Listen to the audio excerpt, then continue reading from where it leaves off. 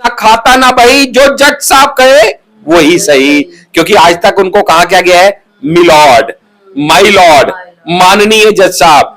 भैया आपको मान सम्मान दे रहे हैं तो उस मान सम्मान का मान भी तो आप ही को, क्योंकि वो तो रखवाला था। अगर रखवाला ही रक्षक ही भक्षक बन जाएगा तो आम जनता कहां जाएगी। अब ये व्यक्ति जज साहब कहते हैं भाई मेरा पैसा तो है नहीं।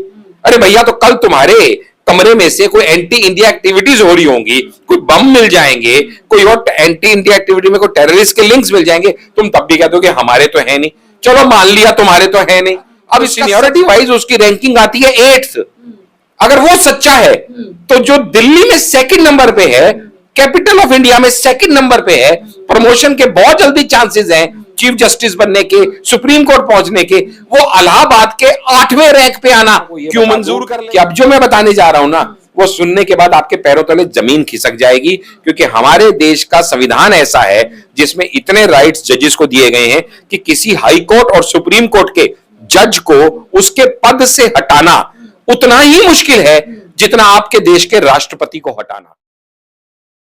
दिल्ली हाई कोर्ट के जज के घर होली के दिन आग लगती है और आग लगने के बाद 15 करोड़ रुपए का खुलासा होता है।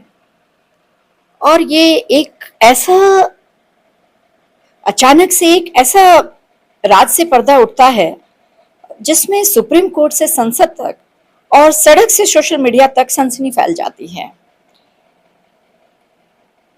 इसी मुद्दे पर बात करने के लिए आज हमारे बीच मौजूद हैं डॉक्टर आशीष हांडा जी। डॉक्टर आशीष जी, आपका बहुत बहुत स्वागत है हमारे आशीष न्यूज चैनल पर। का केस हमारे सामने आया है तो इसके हम थोड़ा सा अलग अलग पॉइंट्स से हम आपसे बात करेंगे। तो पहला क्वेश्चन इसमें दर्शकों का यही एक सवाल बनता है कि आग लगने के बाद करीब 15 करोड़ रुपए का जो कैश मिलने का दावा किया गया है, लेकिन पुलिस स्टेशन के रजिस्टर में एंट्री तो की गई कि आग लगी है, ये सब हुआ है, लेकिन कैश का कहीं कोई जिक्र नहीं है। तो ऐसा क्यों हुआ है? सबसे पहले तो मैं आपका और ओएसिस न्यूज चैनल का आपके माध्यम से और सभी दर्शकों का आभार व्यक्त करूंगा कि मुझे फिर से एक बार आपके बीच में आके अपनी बात रखने का जो आपने सुअवसर दिया, उसके लिए मैं आपका बहुत बहुत आभारी हूं। अब जहां तक बात रही जस्टिस वर्मा की या सीजेआई संजीव खन्ना की या कॉलेजियम की या हमारी पूरी जुडिशरी की एज सच, तो मैं आपके सवाल का जवाब देने से पहले जो मेरा दिल पीड़ित है इस पूरी की पूरी घटना से, मैं अपनी व्यथा आपके दर्शकों के सामने रखूंगा। देखिए होता क्या है, हमारा जो है एक न्याय प्रधान देश है, डेमोक्रेसी पे चलता है, ना तो यहाँ ऑटोक्रेसी है ना डिक्टेटरशिप है। यहाँ आज भी लोग न्याय प्रक्रिया पे विश्वास रखते हैं। कहीं भी आप देखेंगे सड़क चौराहे पे अगर दो लोगों की आपस में कोई कहासुनी भी हो जाती है, लड़ाई मारपीट तक हो जाती है, तो एक दूसरे को क्या कहते हैं, मैं तुझे कोर्ट में देख लूंगा। यानी कहीं ना कहीं कोर्ट के ऊपर, कोर्ट की निष्पक्षता के ऊपर, न्याय प्रक्रिया की निष्पक्षता के ऊपर आज भी भारतीय नागरिकों का जो मान सम्मान है वो सच में सराहनीय है और उसके लिए हमारी जुडिशरी को सलाम है। दिल ठुकता है लोगों का। एग्जैक्टली, मन मानता है कि भाई जुडिशरी से हमें न्याय मिलेगा। तो जब कोई उनके इस भावना के ऊपर जिसे कहें आघात करेगा, तो फिर आप सोचिएगा क्या होगा। मैं आप ही से पूछता हूं, आपके दर्शकों से पूछता हूं, रिक्वेस्ट करता हूं, कमेंट करके लिखें कि आप बताएं कि अगर एक आम आदमी रिश्वत लेता हुआ पकड़ा जाए या एक एसएचओ, एसीपी, डीसीपी यानी कोई उच्च अधिकारी रिश्वत लेता हुआ पकड़ा जाए तो ज्यादा बड़ा अपराध किसका है? क्योंकि वो तो रखवाला था। अगर रखवाला ही रक्षक ही भक्षक बन जाएगा तो आम जनता कहां जाएगी? तो इसलिए इस पर्टिकुलर केस के साथ मेरे जैसे एक आम नागरिक की भावनाएं जुड़ी हुई हैं कि भाई ये कैसे हो गया। ये तो मेरी पूरी की पूरी विश्वास प्रक्रिया को ही आपने टंबल डाउन कर दिया कि अगर न्यायाधीश ही ऐसे हो जाएंगे फिर हम किस पे भरोसा करेंगे। ये असल मुद्दा है। मुद्दा 15 लाख, 15 करोड़, 150 करोड़ का नहीं है। इस देश ने बड़े बड़े गबन देखे हैं, इस देश ने बड़े बड़े लोगों के भ्रष्टाचार देखे हैं, लेकिन यहां मुद्दा मैं कहूंगा ये है, इसको भावनाओं को समझना चाहिए। दूसरी बात, जब ये मामला हुआ तो इस मामले के अंदर उनके घर में आग नहीं लगी, लगी उनके कैरियर में आग। और वो कैरियर में आग किसने लगाई? आप जैसे मीडिया कर्मियों ने। क्यों? क्योंकि पुलिस कमिश्नर ने हायर लोगों के कहने पे, सुप्रीम कोर्ट के जजेस के कहने पे सीजीआई के शायद कहने पे, मैं डायरेक्टली किसी का नाम नहीं लेता, ये मामला तो ठंडे बस्ते में डाल दिया था, लेकिन ये आप जैसे मीडिया वालों का ही प्रयास था जिसके चलते हुए ये मामला इतना उजागर हुआ, जन जन तक पहुंचा। इसीलिए तो ना तो पुलिस ने पहले एफआईआर की, ना कोई रिपोर्ट्स आई। रादर आज और कल में तो ये रिपोर्ट्स आई हैं कि जो वीडियो बनाए गए थे वो पुलिस कर्मियों के यहां तक निर्देश थे, टॉपअप से, नाम नहीं आया किसी का, टॉपअप से निर्देश थे कि इन वीडियोस को आप डिलीट कर दीजिए, आगे फॉरवर्ड मत करिए। यानी कहीं ना कहीं उसको छुपाने और दबाने का प्रयास किया गया। इसकी जड़ें कहां हैं, अब वो समझना पड़ेगा। हमारा जो संविधान है, संविधान का बेसिक मूल जो है वो है लॉ ऑफ इक्वलिटी। हमारा संविधान ये कहता है कि न्याय की नजर में, संविधान की नजर में सब समान है। अच्छा, अगर सब समान है तो फिर ऐसा क्यों कि अगर कोई जज पकड़ा जाए किसी मामले में, जज भी देखो इंसान है, वो गलती भी कर सकता है, उसको फंसाया भी जा सकता है, लेकिन उसको नॉर्मल पुलिस, ईडी, सीबीआई के द्वारा ट्रायल में नहीं लाया जाएगा, उसको स्पेशल इंटरनल इंक्वायरी के तहत उसको इंक्वायरी की जाएगी। ये स्पेशल प्रिविलेज क्यों? दूसरी बात, जैसे ये मामला चीफ जस्टिस की नॉलेज में आता है, आप बताइएगा अगर कोई व्यक्ति के ऊपर ऐसा इल्जाम है कि उसके घर में करोड़ों रुपया बरामद हुआ है और वो आदमी उसको डिनाई कर रहा है, भाई मेरा नहीं है, बरामद हुआ, ये सच है, क्योंकि जो इंटरनल इंक्वायरी बिठाई गई दिल्ली हाई कोर्ट के जज के सुपरविजन में, उसने अपनी रिपोर्ट चीफ जस्टिस को दे दी, जिसमें दिल्ली पुलिस कमिश्नर का भी नाम और उनका रेफरेंस है, और सीजीआई के ऑर्डर से उसको सुप्रीम कोर्ट के पोर्टल पे पोर्ट्रे कर दिया गया, पोस्ट कर दिया गया, जो क्लियर इस बात का एविडेंस है कि वहां पे पैसा तो बरामद हुआ। अब ये व्यक्ति जज साहब कहते हैं भाई मेरा पैसा तो है नहीं। अरे भैया, तो कल तुम्हारे कमरे में से कोई एंटी इंडिया एक्टिविटीज हो रही होंगी, कोई बम मिल जाएंगे, कोई और एंटी इंडिया एक्टिविटी में कोई टेररिस्ट के लिंक्स मिल जाएंगे, तुम तब भी कहते हो कि हमारे तो है नहीं। चलो मान लिया तुम्हारे तो है नहीं, अब इसका सच का फैसला कैसे होगा? इंक्वायरी के माध्यम से होगा। लेकिन आपने तो इंक्वायरी होने से पहले ही चीफ जस्टिस ने आदरणीय संजीव खन्ना जी ने इन जज साहब का तबादला कर दिया। कहां कर दिया? इलाहाबाद तबादला कर दिया। अच्छा जी, बड़ी अच्छी बात है। भाई जब तक इंक्वायरी नहीं हुई तुमने उनको दोषी क्यों मान लिया? अगर तुम्हें पता है वो दोषी नहीं है तो, और तबादला क्यों कर दिया?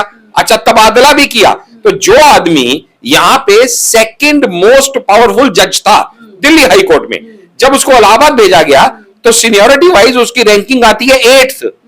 अगर वो सच्चा है तो जो दिल्ली में सेकंड नंबर पे है, कैपिटल ऑफ इंडिया में सेकंड नंबर पे है, प्रमोशन के बहुत जल्दी चांसेस हैं चीफ जस्टिस बनने के, सुप्रीम कोर्ट पहुंचने के, वो इलाहाबाद के 8वें रैंक पे आना क्यों मंजूर कर लेगा? यानी दाल में काला कहीं ना कहीं है, ये स्पष्ट दिखाई देता है, क्योंकि बिना आग के धुआं तो होता नहीं है। ये बात तो एक आम नागरिक को भी अगर समझ में आती है, और उससे बड़ी बात, जब वहां की जितनी फेडरेशंस हैं, जितनी ल्यूमिनरीज हैं, जितनी लॉ ऑर्गेनाइजेशंस हैं, वो ये कहते हैं कि हम ये कचरे का ढेर अपने यहां क्यों ले लें, हम कोई कचरे का डब्बा है क्या? मतलब ऐसी भाषा सुनने से पहले तो जज साहब को मैं कहूंगा इस्तीफा ही दे देना चाहिए। भाई सिर पे पगड़ी है, क्या ना, सर सलामत तो पगड़ी हजार, तो इज्जत से ज्यादा बड़ी क्या बात है? और हैरानी की बात, एक बात समझिएगा कि हमारे यहाँ पे कितनी विचित्र बात है। आपके दर्शकों को शायद ये मालूम है या नहीं, मैं बता देता हूं। हमारे यहाँ पे जो जजेस की मनमानी है वो कई बार इस लेवल तक चलती है कि थोड़े दिन पहले एक केस आया था। वो केस क्या था कि एक आदमी ने किसी एक जज पे आरोप लगाया कि भाई इसने पक्षपात किया है और दूसरे जज को फेवर में लेते हुए ये फैसला जो है मेरे अगेंस्ट दिया गया है। इसने इन्फ्लुएंस किया अपनी पावर से, क्योंकि जो कंसर्न पार्टी है वो कभी इसकी वो रही थी, क्लाइंट रही थी जब ये वकील था, तो इस जज ने ये किया और ये मामला पहुंचा लोकायुक्त में। अब लोकपाल के अंदर मामला भ्रष्टाचार का पहुंचेगा तो वो उसकी जुरिस्डिक्शन में आता है। अच्छा, जज कौन है? वो भी पब्लिक सर्वेंट है। ये कह के लोकापाल ने उस मामले को एंटरटेन करने की रजामंदी दी कि ठीक है हम सुनवाई कर लेंगे, बस इतना। ना तो जज को कोई नोटिस भेजा गया, ना जज के ऊपर कोई तारीख हुई, ना कोई पेशी हुई, सजा तो बड़ी दूर की बात है। लोकापाल ने सिर्फ ये कहा कि हम इसकी सुनवाई करने के लिए तैयार हैं। इतने से के ऊपर सुप्रीम कोर्ट ने स्यू मोटो एक्शन लेते हुए लोकपाल को झाड़ा, अपनी हदों में रहो, तुम सुप्रीम कोर्ट और हाई कोर्ट के जजेस की ऊपर सुनवाई करने के लिए लायक ही नहीं हो, और सख्त हिदायत दी। किसको? लोकपाल को भी और जो पिटिशनर था उसको भी, कि ना तो तुम जज का नाम डिस्क्लोज करोगे मीडिया में या प्रिंट मीडिया में, ना ही आज के बाद उनके ऊपर कोई केस करोगे, और ना ही इस बारे में कोई, यानी ना खाता ना भाई, जो जज साहब कहे वही सही। क्योंकि आज तक उनको कहा क्या गया है, मिलॉर्ड, माई लॉर्ड, माननीय जज साहब। भैया आपको मान सम्मान दे रहे हैं तो उस मान सम्मान का मान भी तो आप ही को रखना है ना। इज्जत खरीदी नहीं जाती, कमाई जाती है, और कमाई भी कैसे जाती है, अपने कर्मों से कमाई जाती है। अब आप ये सोचिएगा, जब इस तरह की चीजें होती हैं तो लोगों का न्याय प्रक्रिया के ऊपर विश्वास तो हटता है।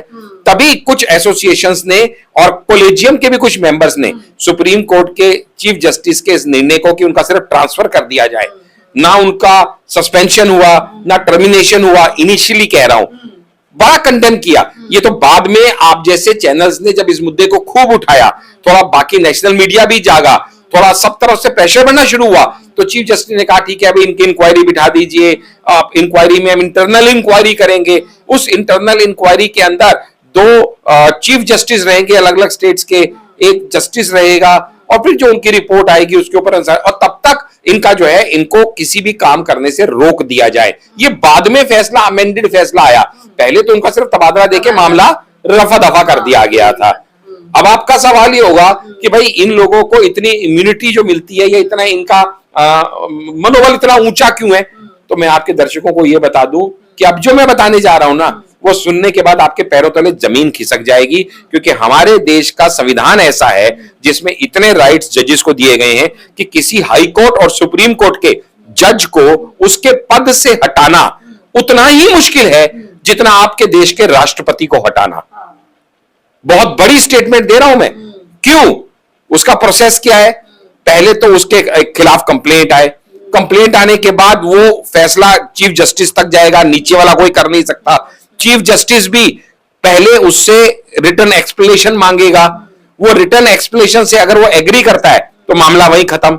अगर एग्री नहीं करता, जैसे इस केस में हुआ, क्योंकि मीडिया प्रेशर बहुत बढ़ गया, तो क्या होगा, इंटरनल इंक्वायरी बिठाई जाएगी। तभी भी inquiry ED, CBI, income tax कोई नहीं करेगा, इंटरनल इंक्वायरी बिठाई जाएगी। यानी हमारा अपने अंदर ही हम समेट लेंगे, अपनी गंदगी हम ही साफ कर लेंगे, उसको पब्लिकली बाहर नहीं आने देंगे। अब आप बताइएगा, एक जज दूसरे जज के ऊपर इन्वेस्टिगेशन करेगा, तीसरे जज के कहने से कितने हद तक चांसेस हैं कि वो निष्पक्ष होगा? आप समझ रहे हैं ना बात को? जबकि किसी अगर बड़े पुलिस ऑफिसर के ऊपर इन्वेस्टिगेशन आए तो भी उसका केस या तो ट्रांसफर कर दिया जाता है दूसरे प्रदेश में, या सीबीआई को सौंप दिया जाता है उस निष्पक्षता के चलते हुए। लेकिन यहां वो निष्पक्षता कैसे आएगी? बड़े कॉमन सेंस का सवाल है। उसके बाद जब वो इंक्वायरी की रिपोर्ट आई, वो कैसी आएगी भगवान जाने। लेकिन इंक्वायरी की रिपोर्ट से अगर चीफ जस्टिस सेटिस्फाइड है तो ठीक है, वो बात वहीं खत्म। अगर सेटिस्फाइड नहीं है तो फिर वो क्या करेगा? उस जज को हटाएगा नहीं, हटा सकता ही नहीं, चीफ जस्टिस भी नहीं। वो उस जज से रिकमेंड करेगा कि आप कृपा करके इस्तीफा दे दीजिए। कितना सॉफ्ट हो रहे हो भैया। कमेटी ने कहा ये गिल्टी है, तो भी उसको रिक्वेस्ट करा जा रहा है, भाई साहब आप इस्तीफा दे दीजिए। और अगर वो तब भी इस्तीफा ना दे तो क्या होगा? तो ये मामला पार्लियामेंट में जाएगा। चीफ जस्टिस रिकमेंड करेगा गवर्नमेंट ऑफ इंडिया को, ये मामला पार्लियामेंट में जाएगा। पार्लियामेंट में उसके खिलाफ महाभियोग अभियान चलाया जाएगा, जिसको इंग्लिश में इंपीचमेंट मोशन कहते हैं। वो इंपीचमेंट मोशन के अंदर अगर वो पास होता है रेजोल्यूशन, तो उसको हटाया जाएगा। लेकिन पास होगा कैसे? आज तक के भारत की हिस्ट्री में एक भी जज को इस इंपीचमेंट मोशन में नहीं हटाया जा सका, जिसकी दो वजहें हैं। पहली वजह, नॉर्मल किसी भी रेजोल्यूशन को पास करने के लिए आपको मेजॉरिटी चाहिए, यानी 100 में से 51 तो मेजॉरिटी हो गई। यहां ऐसा नहीं है, यहां 2/3 मेजॉरिटी चाहिए तो जाके वो पास होगा। और उसने इतने अपने कार्यकाल में कितने ऑपोजिशन वालों का भी फायदा किया होगा।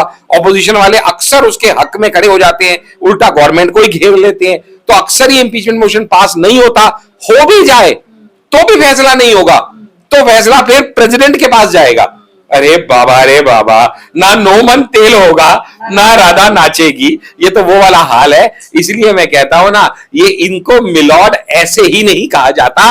ये तो शुक्र हो आप जैसे मीडिया कर्मियों के और आप जैसे यूट्यूब चैनल्स और इस तरह के शोज के, जिन्होंने इस मामले को इतना तूल दिया, इतना उठाया, जिसकी वजह से शायद अब न्याय होने की कोई संभावना दिखाई दे रही है।